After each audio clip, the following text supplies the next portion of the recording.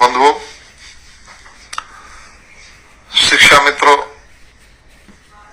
एक व्यवस्था की खामी को झेल रहे हैं।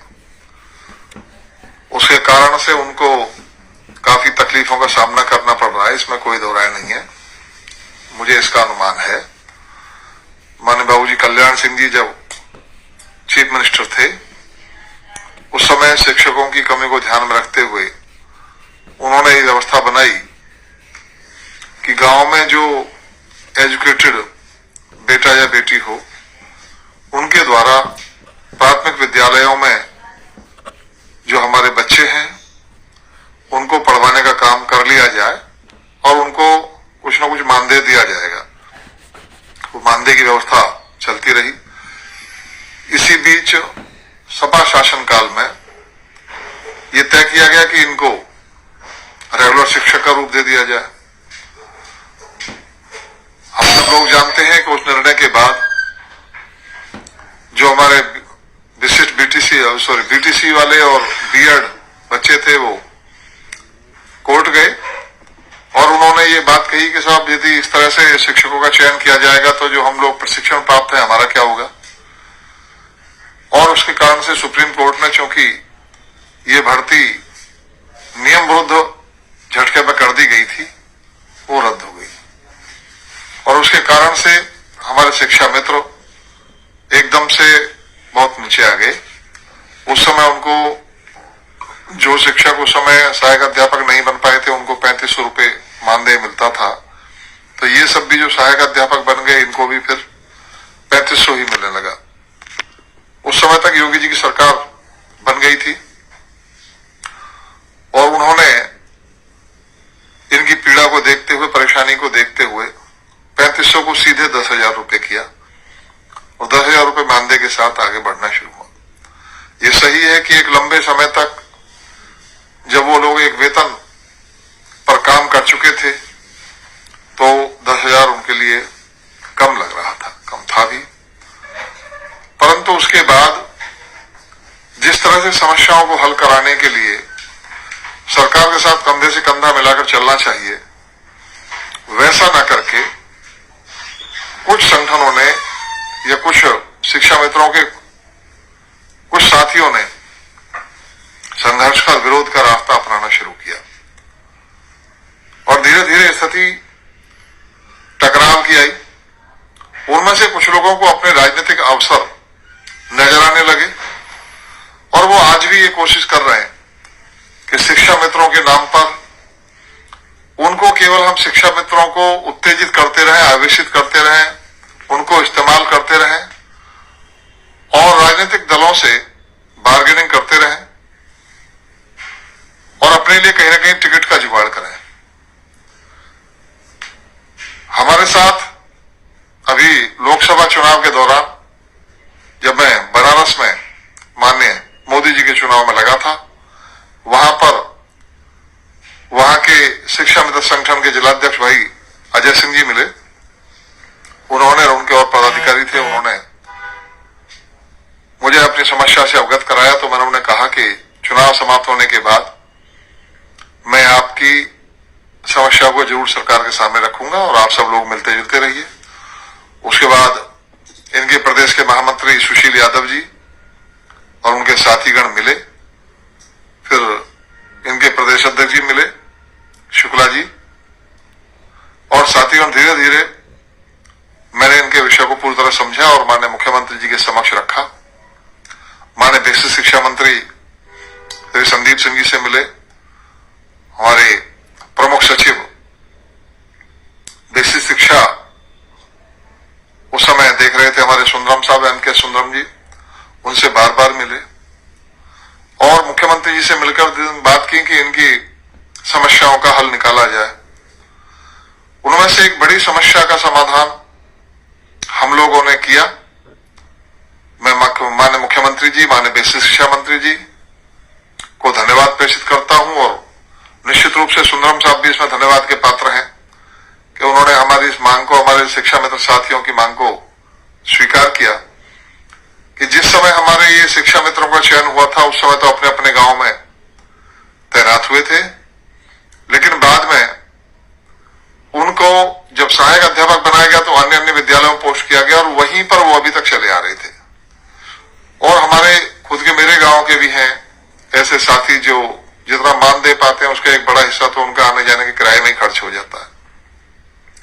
तो हमने सबसे पहले ये रिलीफ मांगा कि जो हमारे शिक्षा मित्र साथी हैं उनको और बहनों को, जो हमारी शिक्षा मित्र बहन है उनको ये सुविधा मिले कि जहां उनका चयन हुआ था वहां पर, या जहां पर वो अभी है वहां, या जहां वो जाना चाहते हैं वहां पर, अथवा हमारी जो शिक्षा मित्र बहनें हैं उनके विवाह उपरांत जहां पर वो जिस एरिया में उनका विवाह हो गया वहां जाना चाहती हैं तो उनको स्थानांतरण की सुविधा मिले।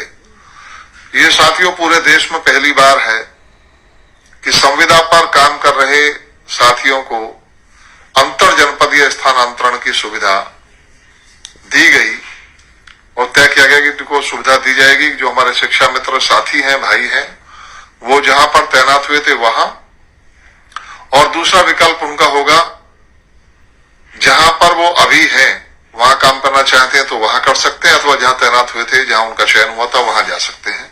उनके पास दो विकल्प हैं, वन टाइम ये विकल्प लिया जा सकता है। और बहनों के साथ पास तीन विकल्प हैं, जहां वो चयनित हुई थी वहां, या जहां पर अभी पढ़ा रही हैं वहां, अथवा जहां उनका विवाह हुआ है वहां पर जाना चाहें तो वहां जा सकती हैं। उसके जिस न्याय पंचायत में वो जाना चाहती हैं उसके आसपास जो भी विद्यालय खाली होगा उस न्याय पंचायत में वो उनको चयन कर दिया जाएगा। इस तरह ये पॉलिसी देकर सरकार ने एक कदम आगे बढ़ाया और हमारे शिक्षा मित्र और अनुदेशक भाई उनको ये सुविधा दी गई ताकि वो इस समस्या से निजात पा सकें, एक कदम आगे बढ़े। और मैं धन्यवाद देता हूं, बार बार धन्यवाद देता हूं माननीय मुख्यमंत्री जी को कि उन्होंने एक और महत्वपूर्ण कदम बढ़ाते हुए न केवल हमारे भाई शिक्षा मित्र बल्कि अनुदेशक भी, आंगनबाड़ी कार्यकर्त्री भी, रसोइये भी, जितने भी हमारे मानदेय पर काम करने वाले संविदा साथी हैं उनको आयुष्मान कार्ड की सुविधा प्रदान की इस बजट में। इससे लाखों साथियों को आयुष्मान की सुविधा मिलेगी, जिससे 5 लाख रुपए तक का इलाज प्रति वर्ष, 5 लाख रुपए तक की गंभीर बीमारियों का इलाज वो करा सकते हैं। और सरकार की तरफ से, माननीय मोदी जी की तरफ से उनके इलाज की व्यवस्था की जाएगी, योगी जी की तरफ से उसकी व्यवस्था की जाएगी। तो ये उन्होंने एक बड़ा काम किया है और हमारे शिक्षा मित्र और अनुदेशक भाई उनको ये सुविधा दी गई ताकि वो इस समस्या से निजात पा सकें, एक कदम आगे बढ़े। और मैं धन्यवाद देता हूं, बार बार धन्यवाद देता हूं माननीय मुख्यमंत्री जी को कि उन्होंने एक और महत्वपूर्ण कदम बढ़ाते हुए न केवल हमारे भाई शिक्षा मित्र बल्कि अनुदेशक भी, आंगनबाड़ी कार्यकर्त्री भी, रसोइये भी, जितने भी हमारे मानदेय पर काम करने वाले संविदा साथी हैं उनको आयुष्मान कार्ड की सुविधा प्रदान की इस बजट में।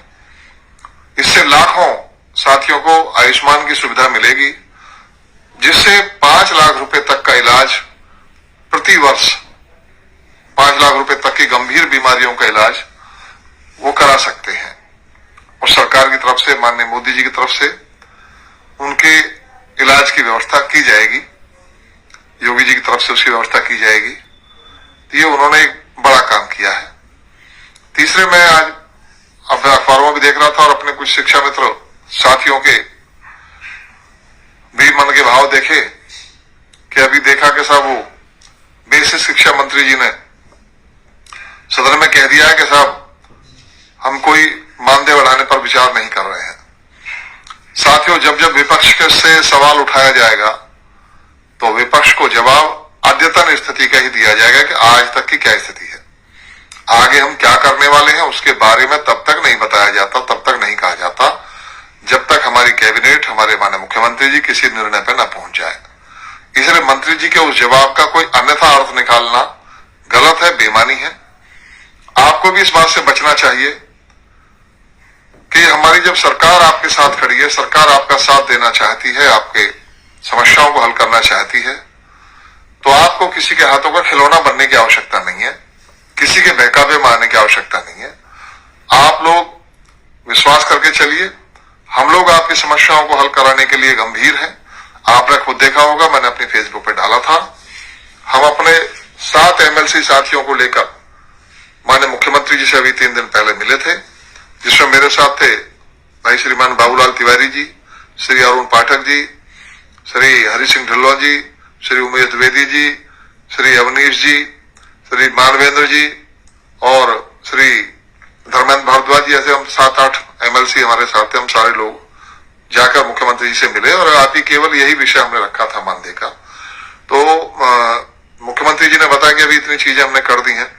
साथियों, एक चीज मैं और बताना चाहूंगा कि इसी के साथ हम जब हमारा प्रतिनिधिमंडल जब माननीय मुख्यमंत्री जी से मिला तो जब मुख्यमंत्री जी ने बताया कि हमने इस तरह से संविदा कर्मियों को, इनको शिक्षा मित्रों को, इन सबको आयुष्मान कार्ड की सुविधा उपलब्ध करा दी है। जो मानदेय वृद्धि का विषय हमारा शिक्षा मित्रों का है, उस पर हम लोग अभी काम कर रहे हैं। ये सत्र समाप्त होने के बाद माननीय मुख्यमंत्री जी के साथ फिर से बैठा जाएगा और उस मानदेय वृद्धि का काम भी जल्दी आपके हम कराने का काम करेंगे। टेट पास शिक्षकों के बारे में भी अलग से हम लोग काम करेंगे। पहले मानदेय वाला विषय निपट जाए, फिर इसके बाद इस विषय को भी लेंगे। मुझे आप लोगों के विषय बीच में ये महत्वपूर्ण बातें रखनी थी। अन्य मैं आपके बीच में हमेशा उपलब्ध हूं। कोई बात आपको ऐसी लगती है कि जिस पर मेरा ध्यान अभी नहीं गया, जिस पर मेरा ध्यान जाने की आवश्यकता है, तो आप मुझे बताइएगा, मैं उस पर काम करूंगा। अनुदेशकों का भी मैंने बता दिया, अनुदेशक बेचारे भले हैं, उनका मुझे ध्यान है और वो शिक्षा मित्रों के साथ साथ उनकी भी हम समस्याएं हल करा रहे हैं। मैं शिक्षा मित्रों से ये कहना चाहूंगा कि जिस तरह से संयम के साथ हमारे अनुदेशक साथी चल रहे हैं, उसी तरह संयम के साथ आप लोग चलिए। आप विपक्ष के हाथों का खिलौना मत बनिए, उनके हाथों की कठपुतली मत बनिए। ये आपको ये बहका करके हम आपकी बात संसद में उठाएंगे, हम आपकी बात विधानसभा में उठाएंगे, विधान परिषद में उठाएंगे, उससे क्या होगा? इनके उठाने से क्या समस्या हल हो जाएंगी? समस्या तो सरकार के करने से हल होंगी। तो सरकार से लड़कर ये आपकी समस्या हल नहीं करा पाएंगे। केवल राजनीति करेंगे और केवल अपने नंबर बढ़ाने की कोशिश करेंगे, जो कि बढ़ेंगे नहीं, उल्टे जो है खराब होने का काम और होगा। जो लोग इनके संपर्क में हैं, उनसे मेरा कहना है कि आप लोग टूल्स मत बनिए, आप इस्तेमाल मत होइए, आप सरकार के साथ चलिए। सरकार को ही समस्या हल करनी है। माननीय योगी जी आपके प्रति गंभीर है, पहले भी गंभीर थे और आगे भी आपकी समस्याओं को हल करने का काम योगी जी करेंगे, भाजपा सरकार ही करेगी। तो इसलिए आप विपक्ष के हाथों का खिलौना बनने से बचिए। ठीक है साहब?